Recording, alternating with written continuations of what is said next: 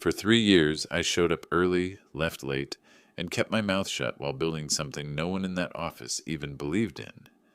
It wasn't on the company roadmap. It wasn't part of my objectives.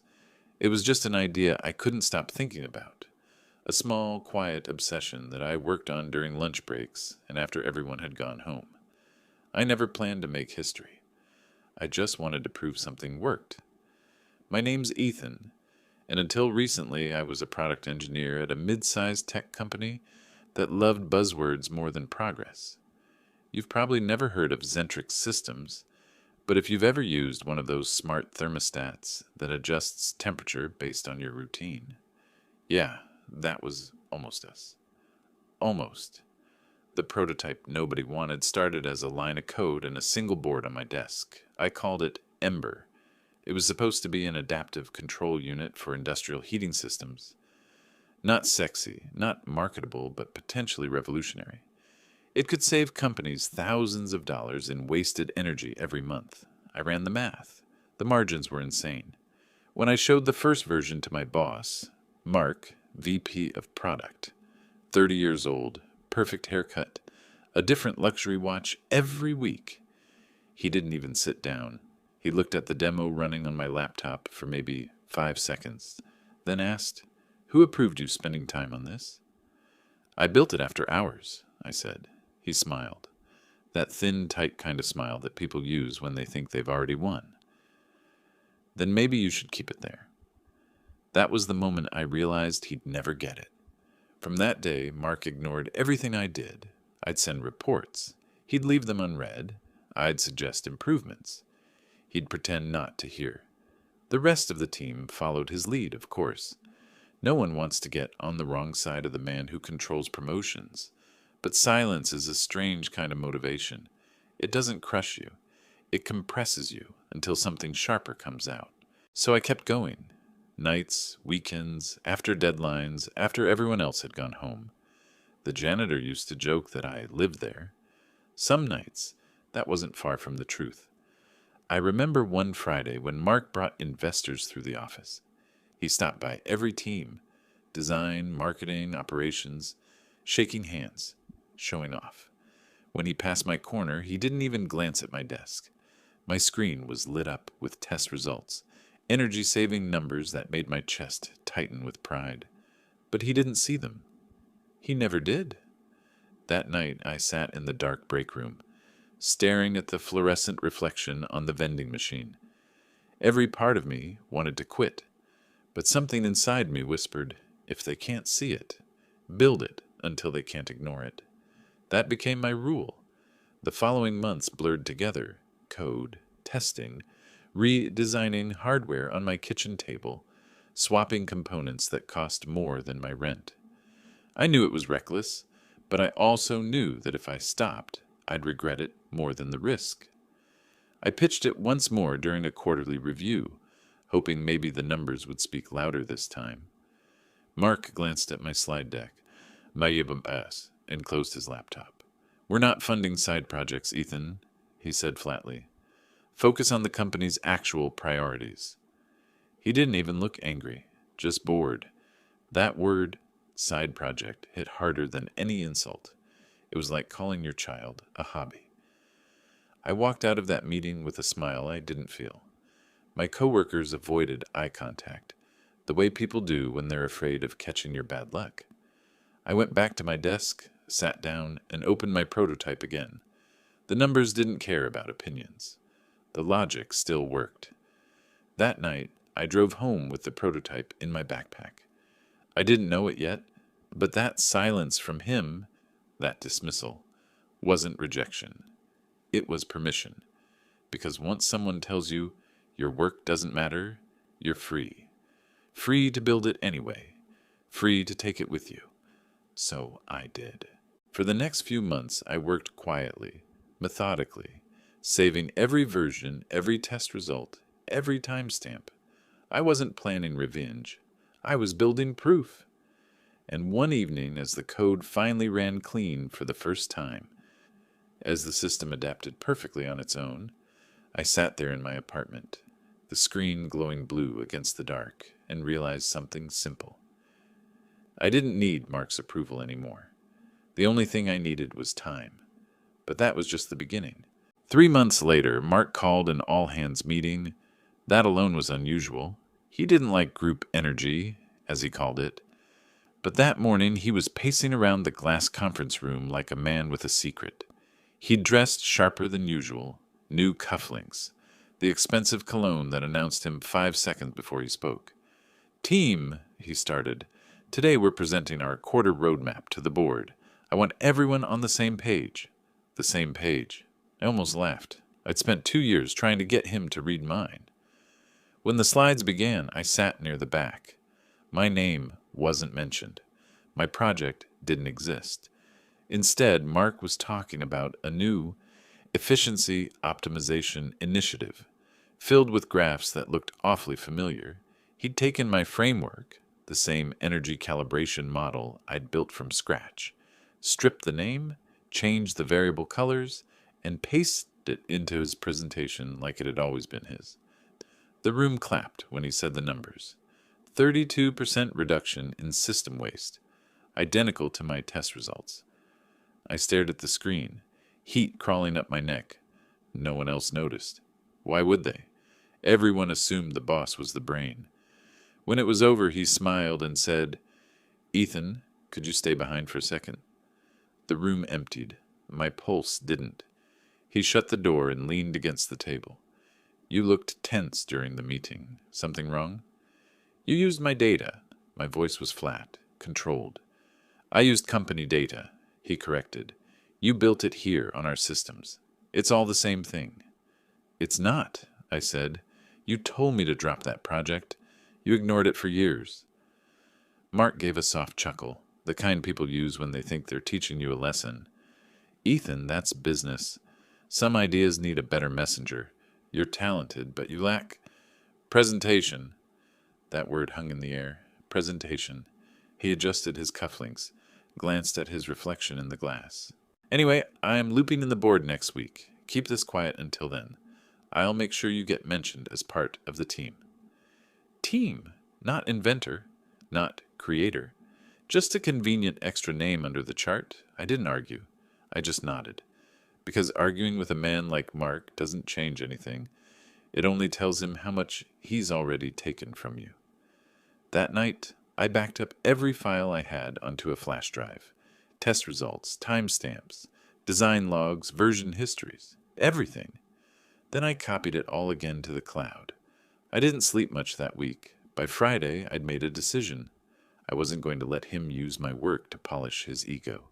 If he wanted a clean story, I'd ruin his ending. The next Monday, the meeting with the board began. The big one. Glass room, 12 chairs, polished smile. I was there to support the technical overview. Translation. Click through slides while Mark took credit. He started strong, all confidence and charm. But then one of the board members, a woman named Clara, leaned forward and asked, "Where did you source these baseline figures?" Mark didn't blink. "Our R&D division," he said. "We've been developing the model internally." That was the moment. I should have stayed silent. I almost did. But something in me broke open, quietly, like a hairline crack in glass. "With respect," I said, "the model was developed by me, independently." The silence that followed was surgical. Every head turned. Mark's smile faltered. "Ethan, that's not accurate. I have full logs, timestamps, and design documents dating back 2 years," I said, steady. "I submitted proposals that were declined. I continued development on personal time. These results are from that work." Mark's jaw tensed. "We'll discuss this offline," he said tightly. Clara raised an eyebrow. "I'd like to see those logs," she said. He didn't answer. After the meeting, he cornered me in the hallway. "What the hell was that?" "The truth. You just embarrassed me in front of the board." "I didn't embarrass you," I said. "You did that yourself." For a second, his mask slipped. The salesman grin replaced by something darker, smaller. "You think this company runs on truth?" he hissed. "It runs on perception. You don't have the people skills to survive here. You're not a visionary, Ethan. You're a liability." That was the last sentence he ever said to me as my boss. I didn't argue, didn't shout, didn't give him a scene to feel powerful in. I walked past him, down the stairs, out the front door. Outside, the wind smelled like metal and rain. I stood there for a minute, watching the reflection of the office lights in a puddle, and realized I wasn't angry. I was free. In my pocket was a flash drive. All my work, all my proof. Everything he'd ignored, everything he'd stolen. I didn't know it yet, but that moment, that walk out of the building, would cost him everything. Because I wasn't done building. 3 years can turn a man into something unrecognizable. I left Zentrix with no savings, no plan, just a flash drive and a quiet promise to myself. I'd never again ask permission to build. I rented a single-room studio above a bike repair shop, the kind of place that smelled like oil and rain. My desk was an old door propped up on crates. My laptop overheated if I ran more than 2 simulations at once, but I was free. Every night after freelance jobs, I'd come home, eat cold noodles, and keep writing code until the sun pushed through the blinds. Ember, the prototype no one wanted, was alive again. I refined the model, ran field tests in small factories that were desperate enough to try anything. The results were better than I'd ever imagined.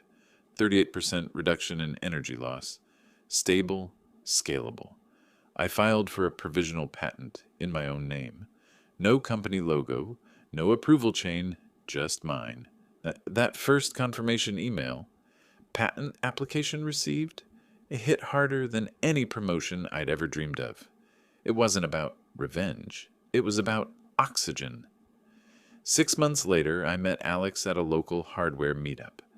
He was younger than me, sharper, the kind of guy who could sell ice to the Arctic. I showed him Ember. He stared at my screen for 10 minutes and said, "You know this could power an entire industry, right?"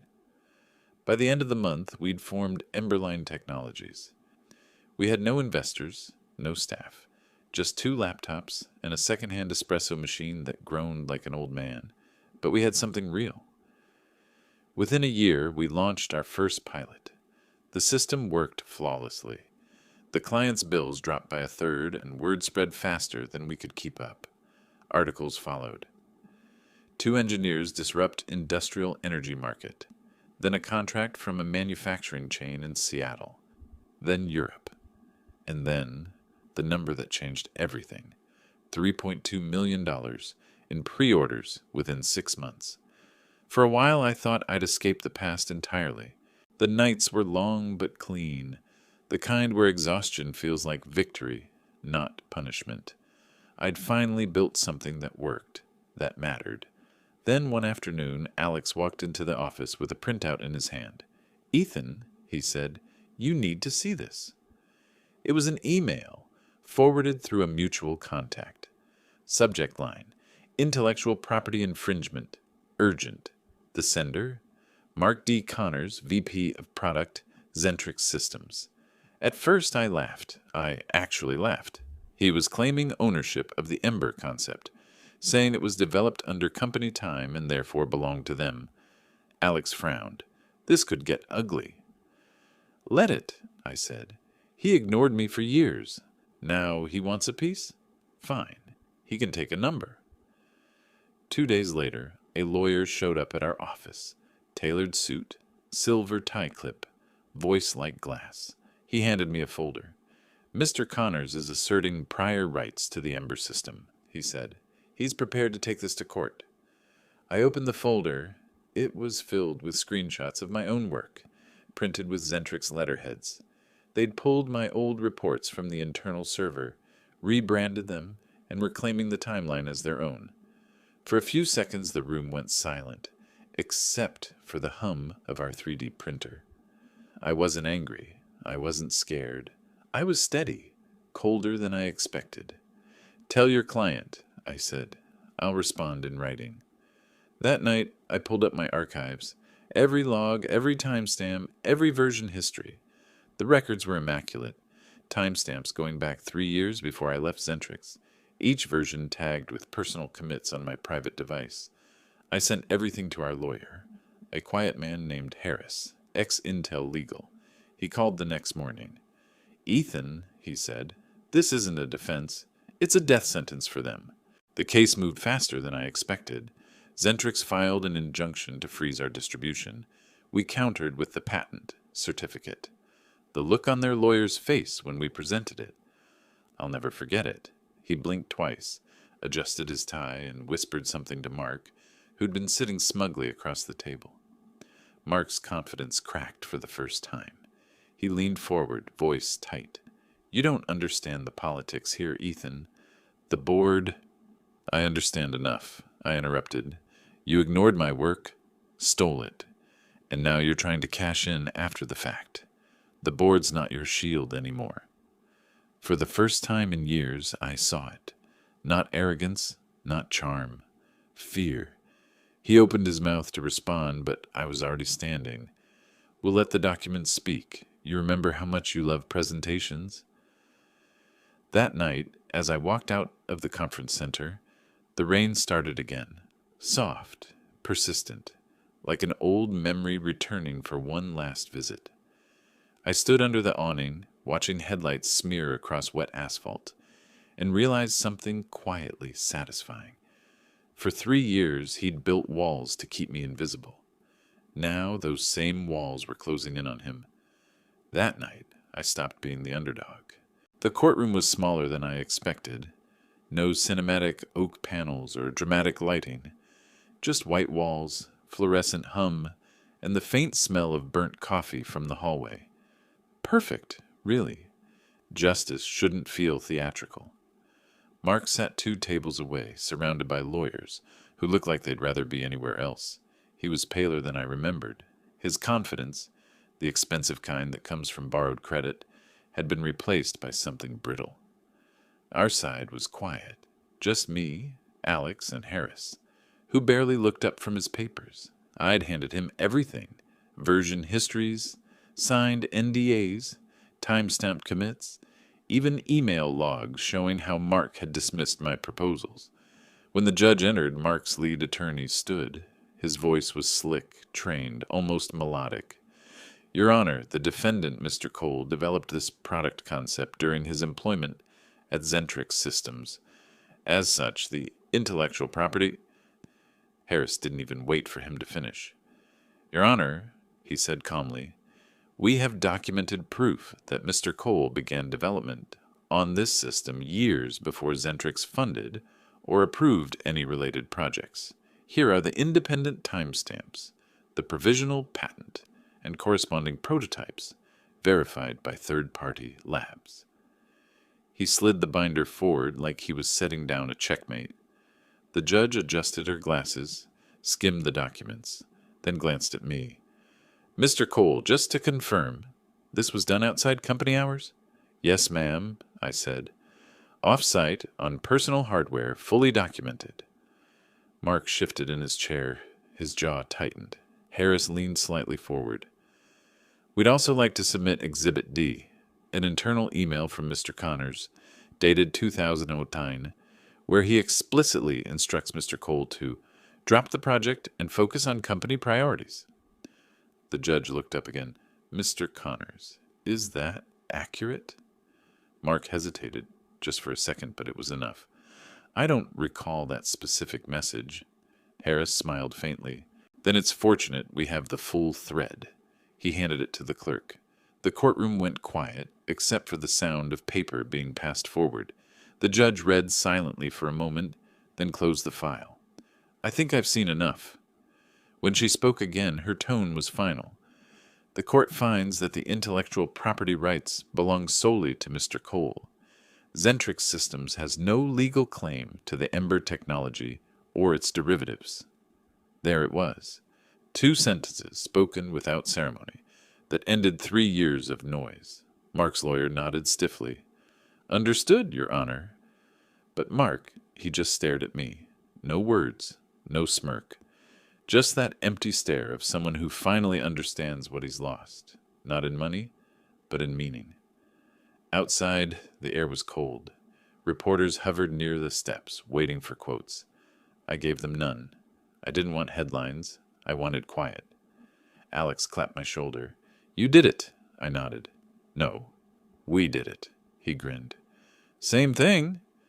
We drove back to the office, our office, in silence. The city looked different that night. Not brighter, just clearer, like someone had wiped the glass. When we got there, Harris called. Zentrix dropped their countersuit. They're folding. My guess? The board won't keep him. He was right. A week later, a former colleague emailed me a single line. He's out. Board fired him this morning.